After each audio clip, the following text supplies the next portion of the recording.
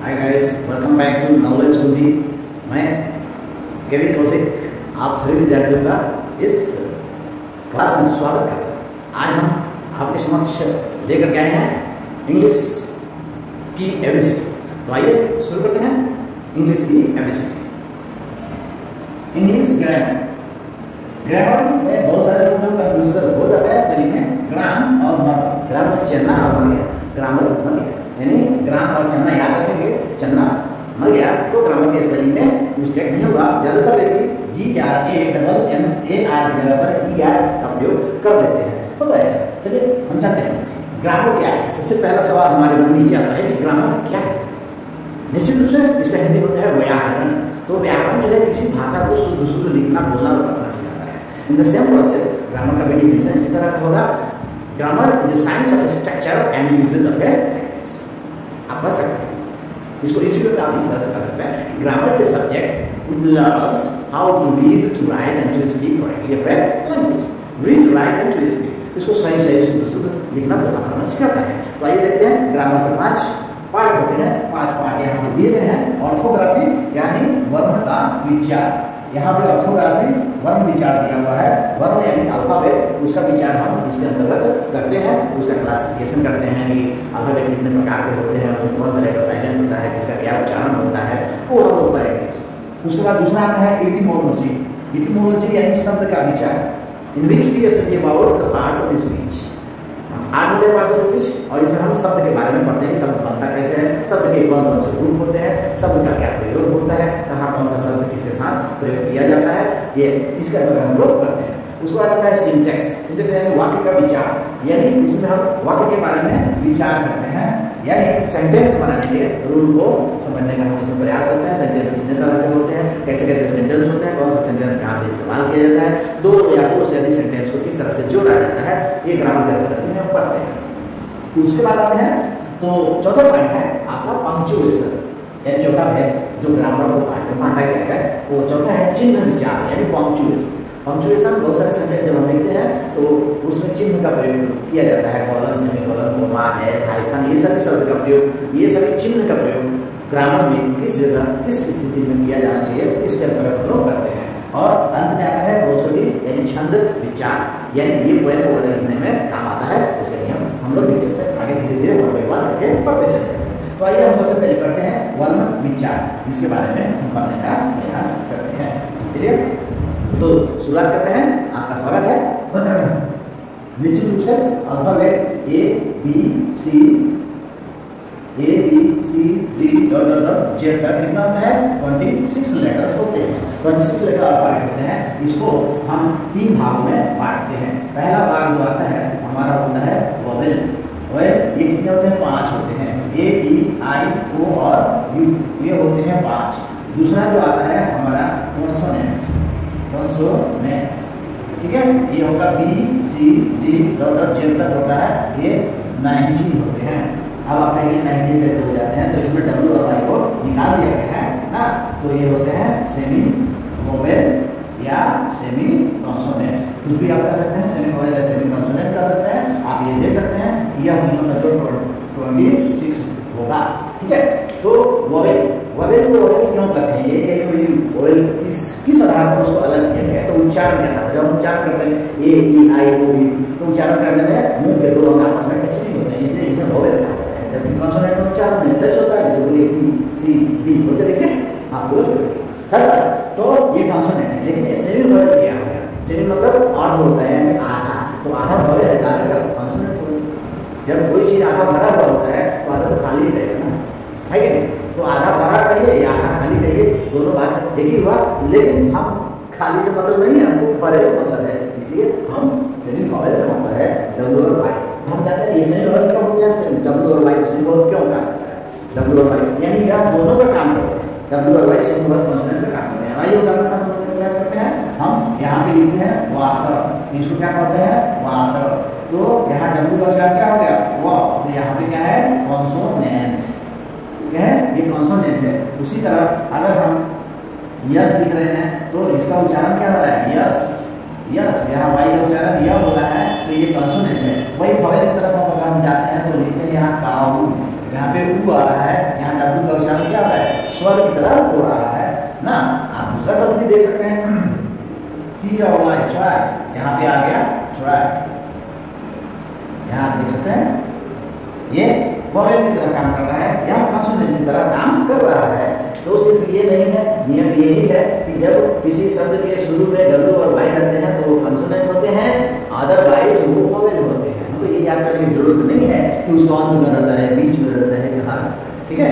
आप यहाँ उदाहरण दिया गया, इसका मतलब ये मत समझिए कि यहाँ अगर लास्ट में है तो ही वॉवेल होगा, वो बीच में होगा तो ही वॉवेल हो सकता है। हो सकता है नहीं, होता ही है। डब्ल्यू और वाई अगर बीच में रहे यानी शुरू में छोड़ करके कहीं भी रहे तो वो वॉवेल का काम करता है और उसका उच्चारण भी वॉवेल के जैसा ही होता है, ठीक है। क्लियर है? तो डब्ल्यू और वाई, अब यहाँ पर कंफ्यूज अगर आप होते हैं तो यहाँ एक हम आपको पीएमएस करता है, पर्सनल मेमोराइजिंग सिस्टम, जो आपको लाइट में आता है। कभी कंफ्यूज नहीं है, सी पहले आता है, ही बाद में आता है, एबीसीडी में सी पहले आता है, ही बाद में आता है। इसलिए डब्ल्यू और वाई जब किसी शब्द के शुरू में रहेगा तो वो सी और कंसोनेंट होगा। क्लियर?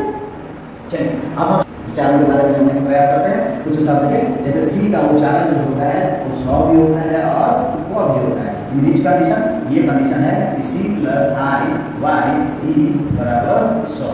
इन कंडीशन यहाँ 100 होता है। यहाँ याद रखना, इतने से छोटे से शब्द में हम आपको बताने का प्रयास कर रहे हैं कि सी प्लस आई वाई ई बराबर 100।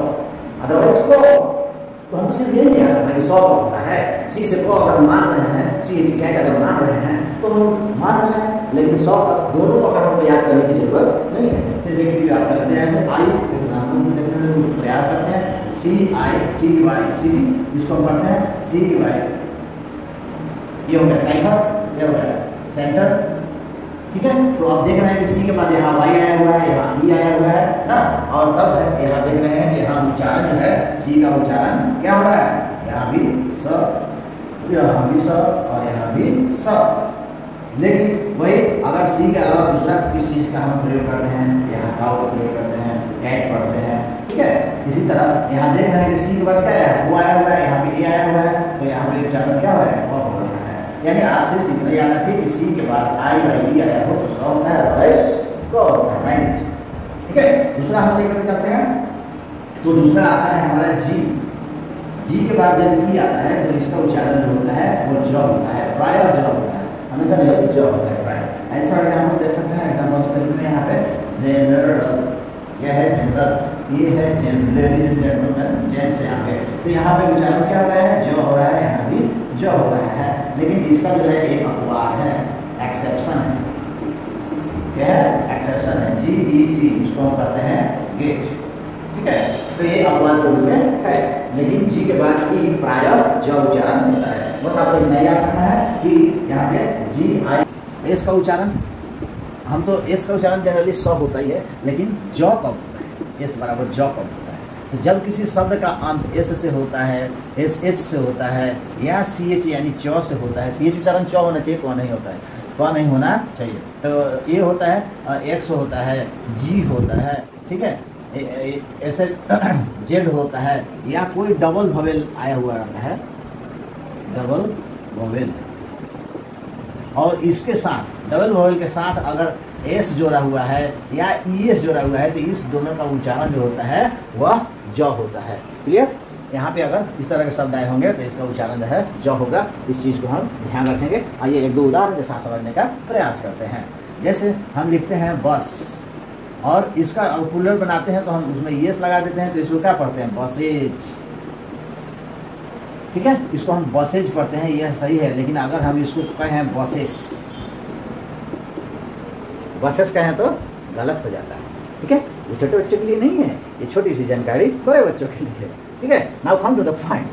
अब दूसरा उदाहरण भी हम देख सकते हैं, ई डबल जी, हम एस लगाते हैं तो इसको क्या पढ़ते हैं, एग्ज, एग्ज पढ़ते हैं, एग्स नहीं पढ़ते हैं।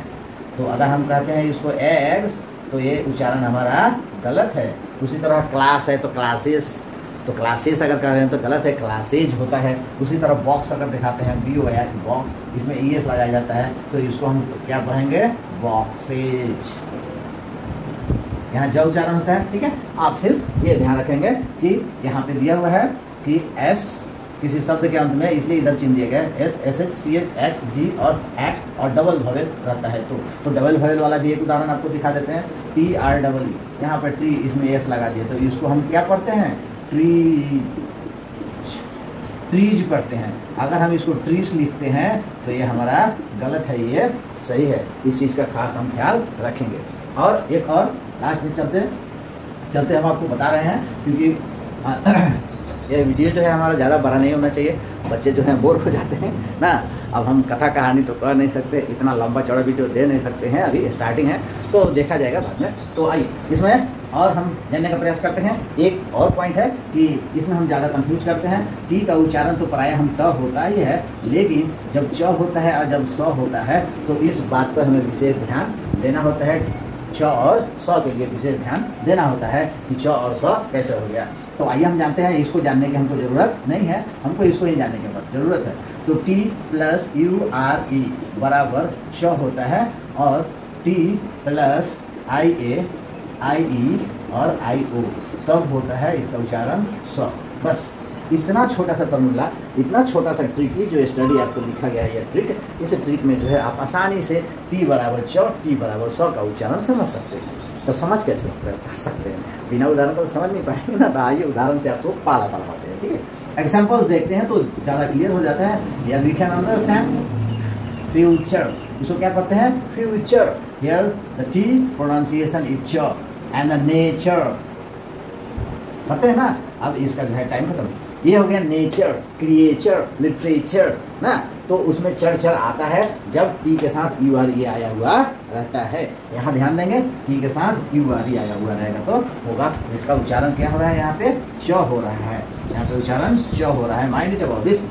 नेक्स्ट, टी के बाद उच्चारण जो स आता है उसका एग्जाम्पल देखते हैं। हम लिखते हैं N A T I O N, nation. यहाँ पे क्या लिखा है? नेशन।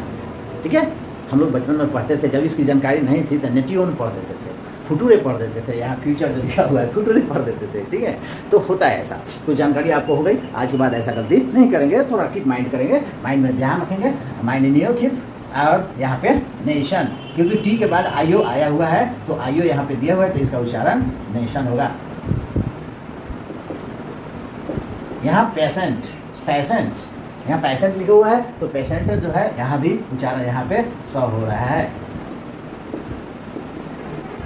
ये हो गया इनिशियल, इनिशियल।